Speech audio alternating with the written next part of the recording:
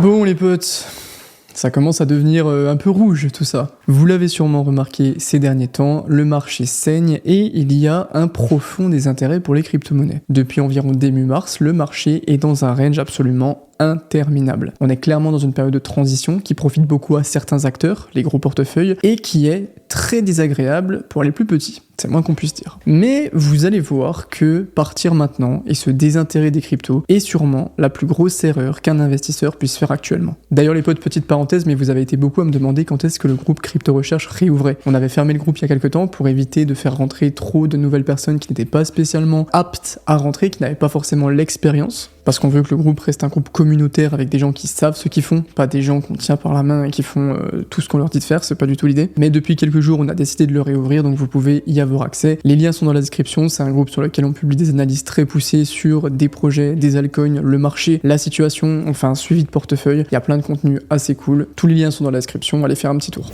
Qu'est-ce qui fait saigner le marché ?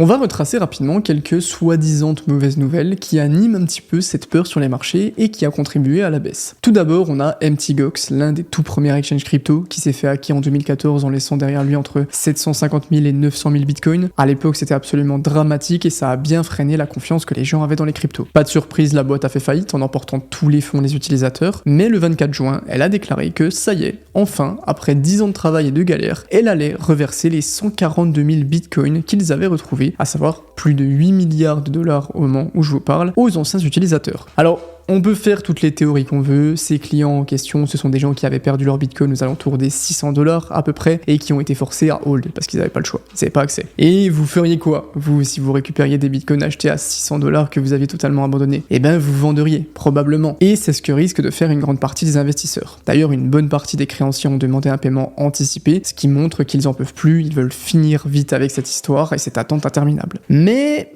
je pense que c'est pas non plus aussi noir ou aussi blanc. En fait, dans le lot, on aura forcément des gens qui vont garder leur bitcoin, que ça soit la totalité ou une partie, des gens qui vont acheter des altcoins, ou encore même des gens qui ne sauront même pas qu'ils ont récupéré leur crypto parce qu'ils se sont désintéressés. Ça fait quand même 10 ans. Et c'est pas impossible que le marché, qui a déjà pricé cette annonce en faisant baisser le cours, n'ait plus grand chose à craindre puisque les anticipations de la baisse seront peut-être plus puissantes que la liquidité qui peut faire baisser le prix. Par contre, on a aussi 143 000 bitcoin cash qui vont être remboursés, et là pour le coup, Bitcoin Cash n'a plus du tout la même image qu'il avait en 2014, alors faites attention, si vous en avez, je pense que ça peut être assez violent. D'ailleurs les potes, si on a parmi vous qui ont récupéré un petit peu là, envoyez 2-3 bitcoins, faites pas les rats. Deuxième news qui a affolé le marché, c'est le petit état de Saxe en Allemagne. En janvier 2024, la Saxe, qui est un état libre de la République d'Allemagne, en lien avec la police fédérale allemande, a saisi 50 000 bitcoins après une affaire judiciaire, et ils sont en train de petit à petit les transférer sur des exchanges pour les vendre. Depuis le 19 juin, ils ont transféré à peu près 25 000 bitcoins, donc il leur en reste à peu près 25 000 autres. En l'espace d'un mois, on a presque la moitié de leur bague qui a été transférée. Bon, les gens se sont affolés, vous commencez à comprendre comment ça marche, parce que c'est l'Allemagne, c'est la première puissance européenne,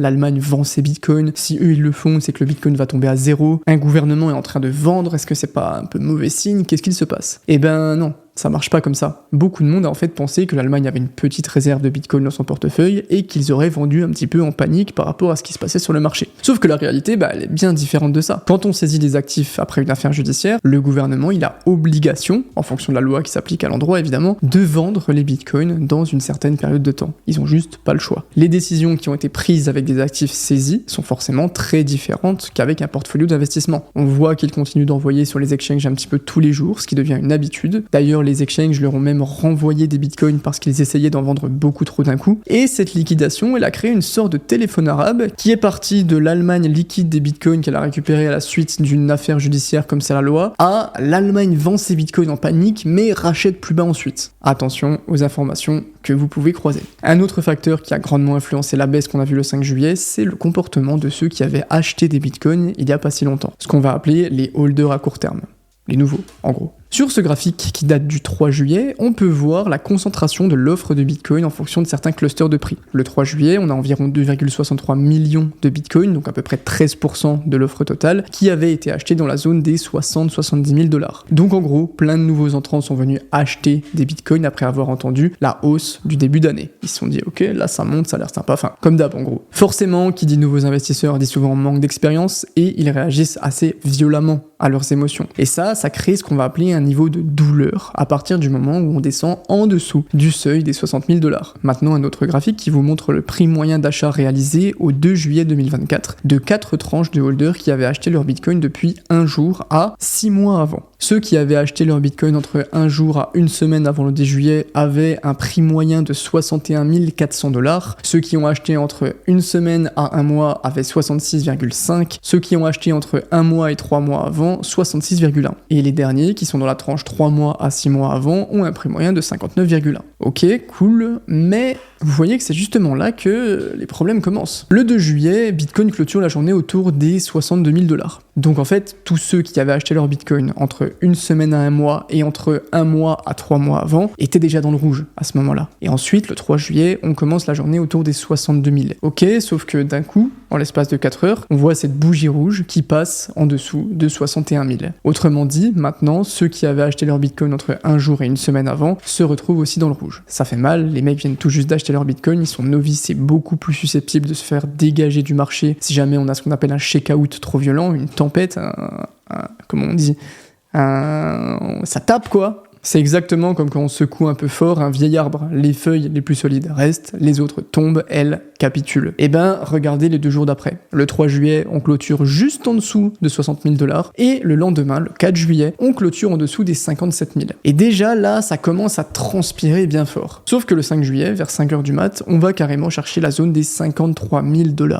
Ça y est, plus une seule personne qui a acheté à court terme est en profit. Qu'on ait acheté nos bitcoins la veille ou il y a 6 mois, tout le monde dans cette intervalle de temps est en perte. Ce graphique, il vous montre la courbe de la supply de Bitcoin en perte. Depuis juin, la quantité de Bitcoin en perte montait déjà, mais entre le 1er et le 5 juin, on a un pic de 3,5 millions de Bitcoin en perte à presque 5 millions. C'est légèrement moins que le double de la quantité de Bitcoin qui a été acheté par les holders court terme dans la zone des 60-70 000 que je vous ai montré. Comme prévu, pour ceux qui n'ont pas l'habitude, les émotions se réveillent et les réactions qui vont avec aussi. Ce que vous voyez, c'est les mouvements d'inflow, donc les rentrées de Bitcoin sur les exchanges en fonction de l'âge des bitcoins qui sont bougés. Ça nous permet un petit peu de savoir qui a vraiment paniqué au point d'envoyer massivement des bitcoins sur les exchanges pour les vendre le plus possible. Le 2 juillet, on a presque 17 000 bitcoins qui sont vendus et 88% par ceux qui les avaient achetés entre 0 et un jour avant. Donc la veille, c'est énorme. Le 3 juillet, 19 000 bitcoins vendus, 83% par ceux qui ont acheté la veille. Le 4 juillet, 31 000 bitcoins vendus, 77% par ceux de la veille. Et on termine en beauté avec le 5, 41 000 bitcoins vendus, dont 90% par ceux qui ont acheté la veille. Dites-vous que, en fait, les mecs se sont dit ok, le marché des cryptos, ça a l'air trop cool, Bitcoin, ça a l'air trop cool, let's go. Ils sont rentrés, ils se sont dit, allez, c'est mon moment. Le lendemain, ils sont partis, ils se sont fait détruire. Il y a des gens qui ont buy le dip le 4 pour se faire dégager le 5. Non, faut pas se moquer. Au total, sur les 4 jours, les holders court terme ont scoré un joli total de 108 000 bitcoins vendus pour un volume d'environ 6,3 milliards de dollars. Voilà les principales raisons qui ont causé la baisse du 5 juillet. Sauf que c'est vraiment pas le moment de nous faire sortir du marché, les potes. Vous allez voir que quand on met un petit peu les choses en perspective, cette pression vendeuse, elle a pas grand chose de si menaçant au final, et qu'on a la configuration exacte d'une perspective bearish à court terme, mais bullish sur du long terme. Pour remettre un peu en perspective, quoi de mieux que de comparer tout ce qui a été vendu à tout ce qui a été acheté sur la même période pour mesurer si le marché a absorbé le mouvement. On commence avec les ETF. Déjà, il faut quand même savoir que pendant la baisse, les détenteurs d'ETF sont restés très solides. Si on regarde la journée du 5 juillet, le seul ETF qui a eu des retraits de ses clients et donc qui a été obligé de vendre la contrepartie sur le marché, c'est Grayscale. Ils ont vendu à peine plus de 500 bitcoins, donc 30 millions de dollars à peu près. Tous les autres, ils ont eu des nouveaux clients pendant la baisse. Surtout Fidelity, qui a par exemple acheté 2000 bitcoins pour 117 millions. Et au total, le 5 juillet, on a eu plus de 2500 bitcoins, donc 140 millions de plus dans les ETF. Le 8 juillet, donc après la peur, 5200 bitcoins de plus, 300 millions de dollars. Avec BlackRock qui lâche 190 millions pour en acheter 3300 et le lendemain encore 2200 de plus alors qu'ils étaient restés plutôt tranquilles depuis le 1er juillet. Bon, on est loin de 108 000 bitcoins que les holders à court terme ont dump, mais par contre ce que j'interprète ici en fait c'est que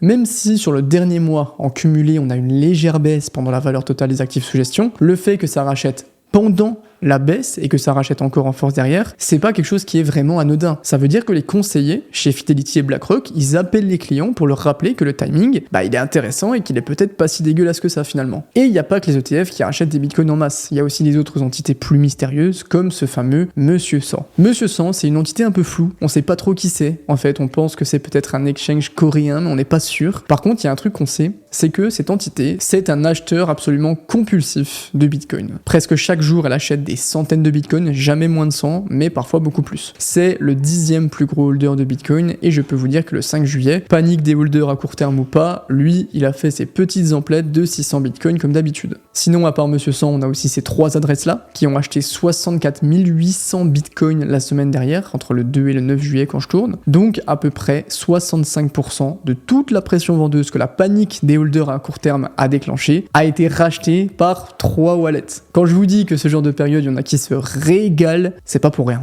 Tout ça pour dire que la pression des holders à court terme et le risque de Mt. Gox, ils sont pas aussi violents qu'on voudrait le faire croire. Et je pense que la peur qui a été créée autour de ça est beaucoup trop haute par rapport à la réalité des choses. Le marché s'adapte et d'autres secteurs viennent totalement absorber ce que les autres veulent liquider. Sachant que pour Mt. Gox, par exemple, il y a quelques éléments qu'il faut prendre en compte. Alex Thorn, qui est le directeur de la recherche chez Galaxy Digital, qui est un fonds d'investissement spécialisé dans le marché crypto avec plus de 10 milliards d'actifs sous gestion, nous a pondu un petit tableau du 28 mai. D'après ses estimations, sur les 140 000 bitcoins qu'il reste à distribuer par Mt. Gox, il n'y en aurait en réalité que 65 000 qui iraient à des créditeurs particuliers. Comme je vous l'ai dit au début, ceux qui ont accepté un remboursement anticipé de leur bitcoin ont accepté une taxe de 11% dessus, et donc d'après ce bon vieux Alex, 75% ont accepté de faire ce deal. Ça réduirait donc à 95 000 bitcoins à rembourser à des investisseurs individuels. Ensuite, on a 20 000 bitcoins qui ont été achetés par des fonds d'investissement. En fait, ils sont littéralement venus faire des deals aux clients qui avaient perdu leur bitcoin. Ils sont arrivés en leur disant « Ok, si t'as pas envie d'attendre 3 siècles qu'on te rembourse, tu me vends ton droit de réclamation pour tes bitcoins et moi je te donne du cash en échange ». Ceux qui en pouvaient plus d'attendre, qui en avaient marre, qui voyaient leur bague là et qui s'en foutaient de leur bitcoin ont sauté sur l'occasion, forcément. Et donc ces fonds d'investissement, ils connaissent le marché. Ils vont pas tout ruiner en vendant 100% de leur bague d'un coup. Ils vont suivre le cycle, comme tout le monde. On a 10 000 autres bitcoins qui vont être remboursés à un vieil exchange qui s'appelle Bitcoinica, sauf qu'il pourra pas non plus vendre tout, puisque l'exchange doit finir son processus de faillite en Nouvelle-Zélande avant d'avoir le droit de toucher à son butin. Du coup, on se retrouve avec à peu près, si on fait le calcul, 65 000 bitcoins qui vont être distribués à des mecs qui, pendant toutes ces années d'attente, ont refusé toutes les propositions de deal de gros fonds d'investissement. Et c'est quand même bizarre, je trouve, que ces gens qui ont tout refusé, qu'on leur rachète leurs droits de bitcoin contre du cash, etc.,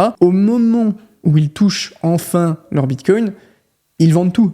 C'est pas impossible, mais je ne pense pas qu'ils vont le faire sans réfléchir, et je ne pense pas non plus qu'ils vont tout vendre d'un coup. Surtout qu'il y a les taxes sur les plus-values derrière, etc. Et ce que je me dis, c'est que si des mecs avec des dizaines de milliards de dollars sous gestion comme Alex pensent que c'est pas dramatique, c'est que ça pourrait aller. Mais si on prend le pire des scénarios, au pire si Mt. Gox vend tous les 140 000 bitcoins demain sur le marché spot, si ça arrivait on aurait une grosse bougie, ok, mais si on prend juste les 3 adresses que je vous ai montrées avant, elles ont acheté 64 000 bitcoins en une semaine. Donc bon, l'impact potentiel de Mt. Gox, il me paraît pas aussi dramatique que tout le monde le dit. C'est pas parce que ce sont des grosses entités réputées qu'il faut sacraliser leur mouvement, alors que derrière on a des inconnus qui peuvent racheter très rapidement la semaine d'après, voire le jour même. Et on a aussi des gros ETF qui continuent d'accumuler pendant que ça baisse. Ces news, elles sont seulement impactante parce que la période le veut. Ensuite, on va quand même mettre un tout dernier truc au clair. Le gouvernement allemand, il peut faire ce qu'ils veulent de leur bitcoin. Les gouvernements, peu importe le pays, peuvent faire ce qu'ils veulent de leur bitcoin. On s'en fout un peu. C'est insignifiant sur le marché. Si on regarde le cumul des bitcoins saisis par les États-Unis et l'État de Saxe, au total, ça fait à peu près 240 000 bitcoins. Ça fait à peine 1,3% de l'offre en circulation. C'est une goutte d'eau. Et si on va plus loin, ça fait peur d'entendre que les gouvernements sont en train de vendre. Sauf que ces fameux gouvernements, ils n'ont que 2% de la quantité totale de bitcoin en circulation. Donc en soi, si je vous disais, on enlève le mot gouvernement et je vous dis, il y a des entités qui représentent 0,2%, c'est à peu près l'Allemagne, de la supply en circulation de bitcoin qui vendent, vous me dites, mais j'en ai rien à battre. Eh ben oui. Et puis le dernier point qui me fait dire qu'on s'en fout de ce que font les Allemands, c'est que la majorité des mouvements, c'est soit vers des exchanges, soit vers des market makers. Les exchanges ont besoin du marché pour vivre, donc ils vont les conserver, ou ils vont faire du market making avec, ils vont pas tout dump comme des oufs, et les market makers vont continuer de faire leur travail. Et le dernier élément qui me dit que tout va bien, ça fait beaucoup d'éléments, c'est que ceux qui sont dans le marché depuis un moment, ils ont pas paniqué.